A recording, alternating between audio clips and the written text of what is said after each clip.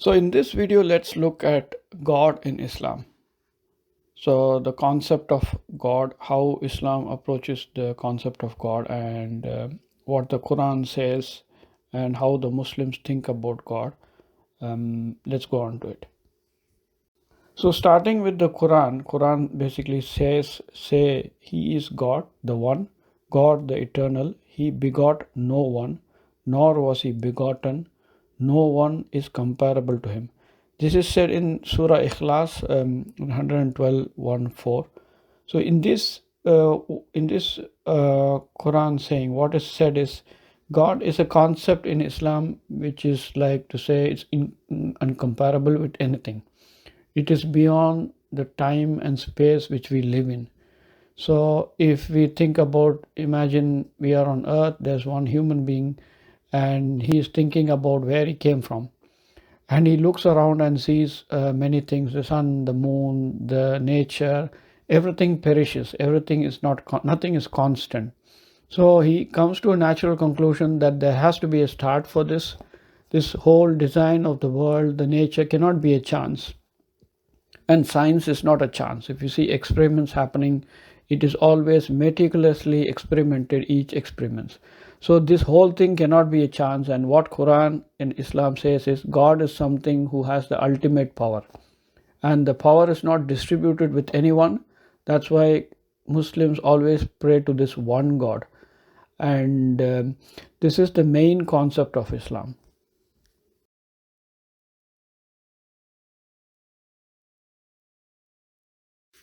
So the attributes of the God, or Allah as the Muslims call, is classified in the 99 names of Allah. As Prophet Muhammad, peace be upon him, said, Allah has 99 names, i.e. 100 minus 1, and whoever knows them will go to paradise. So in this 99 names, that is, they also call it in Islam, Muslims, Asma al Husna. This defines everything with the characteristics of God. So the uniqueness about Islam is that anything in other religions, what they do is like you have a God, but the characteristics of this God is distributed to, say, sort of sub gods or other entities. But in Islam, all the characteristics are attributed only to this God, that is Allah, and there is no compromise in it. And that's why Muslims always just pray to this one God. But if you look into the 99 names of Allah or 99 names of God in Islam, if you Google around, you will find it. And if you read each of these attributes, you will clearly understand that what Islam says about God is an ultimate authority which is beyond the comprehension of humans. So we don't put pictures or idols because we think that it is something outside the time and space, and we cannot attribute anything to this ultimate authority. And that's how Islam sees God, and that's why Muslims always remember and pray towards one direction, towards this one God.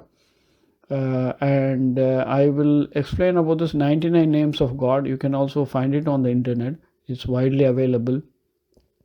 You go through each and every name of this God and you will see how it is characterized. Then you will understand the concept of God. So because if you are pondering about Islam or what are Muslims, you have to look into what Allah is, what is God, and how Muslims define God and how it's different from the other religions. So most of the other religions basically distribute the power of God amongst many entities, or they divide it and say it is still one, but still it's two. But in Islam, how Muslims see it is just one. It has to be one, because if it's two, then one is dependent on the other, and one cannot be either one is dependent on the other, one is more powerful or less powerful. So when something is dependent on other, then it cannot be the absolute authority. And that's why in Islam it is clear and straight that God has to be one, and that's what we call Allah. And He is the ultimate authority of provider of life and destructor of life and creator of everything. He is the one who created the world, the sun, the moon, and He is the one who is going to remove everything, and then there'll be a judgment day where all the people, human beings, will be judged based on their actions. So that's what Islam talks about. That is the single and one authority of God.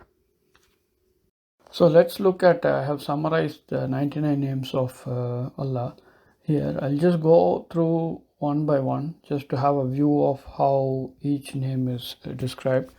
Ar-Rahman is the beneficent, Ar-Rahim is the merciful, Al-Malik, the king, Al-Quddus is the most sacred, As-Salam, the source of peace, Al-Mu'min, the infuser of faith, Al-Muhaymin, the preserver of safety, Al-Aziz, Almighty, Al-Jabbar, the compeller, Al-Mutakabbir, the supreme, Al-Khaliq, the creator, Al-Bari, the evolver, Al-Musawwir, the fashioner, Al-Ghaffar, the constant forgiver, Al-Qahhar, all-prevailing one, Al-Wahhab, the supreme bestower, Al-Razzaq, the provider, Al-Fattah, the supreme solver, Al-Alim, the all-knowing, Al-Qabid, the withholder, Al-Basit, the extender, Al-Khafid, the reducer, Ar-Rafi, the exalter, the elevator, Al-Mu'iz, the honorer, the bestower, Al-Muzil, the dishonorer, As-Sami, the all-hearing, Al-Basir, the all-seeing, Al-Hakam, the impartial judge, Al-Adl, the utterly just, Al-Latif, the subtle one, Al-Khabir, the all-aware, Al-Halim, the most forbearing, Al-Azim, the magnificent, Al-Ghafoor, the great forgiver, Ash-Shakur, the most appreciative, Al-Ali, the most high, Al-Kabir, the most great, Al-Hafid, the preserver, Al-Muqit, the sustainer, Al-Hasib, the reckoner, Al-Jalil, the majestic, Al-Karim, the most generous, the most esteemed, Ar-Raqib, the watchful, Al-Mujib, the responsive one, Al-Wasi, the all-encompassing, the boundless, Al-Hakim, the all-wise, Al-Wudud, the most loving, Al-Majid, the glorious, Al-Ba'id, the infuser of new life, Ash-Shahid, the all-observing, witnessing, Al-Haq, the absolute truth, Al-Wakil, the trustee, Al-Qawi, the all-strong, Al-Matin, the firm, the steadfast, Al-Wali, the protecting associate, Al-Hamid, the praiseworthy, Al-Muhsi, the all-enumerating, the counter, Al-Mubdi, the originator, the initiator, Al-Mu'id, the restorer, the reinstater, Al-Muhi, the giver of life, Al-Mumit, the creator of death, Al-Hayy, the ever-living,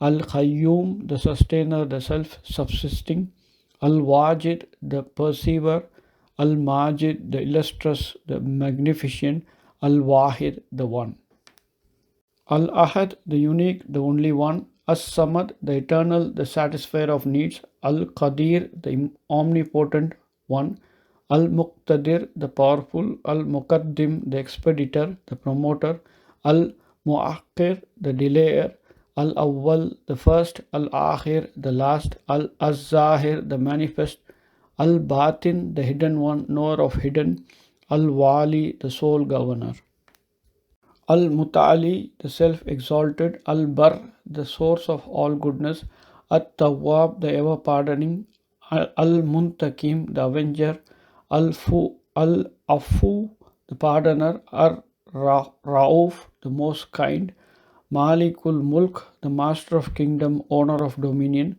Dul Jalali wal Ikram, Lord of glory and honor, Lord of majesty and generosity, Al-Muqsit, the one, the just one, Al-Jami, the gatherer, the uniter, Al-Ghani, the self-sufficient, the wealthy, Al-Mughni, the enricher, Al-Mani, the withholder, Ad-Dar, the distresser, Al-Nafi, the propitious, the benefactor, Ar-Rashid, the guide, the infallible teacher, as-sabur, forbearing, the patient.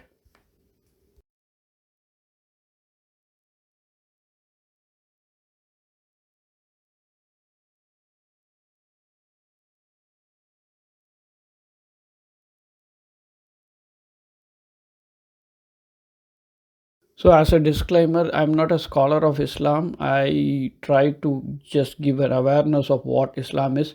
Anything which I have said wrong is from me, and everything good is from Allah.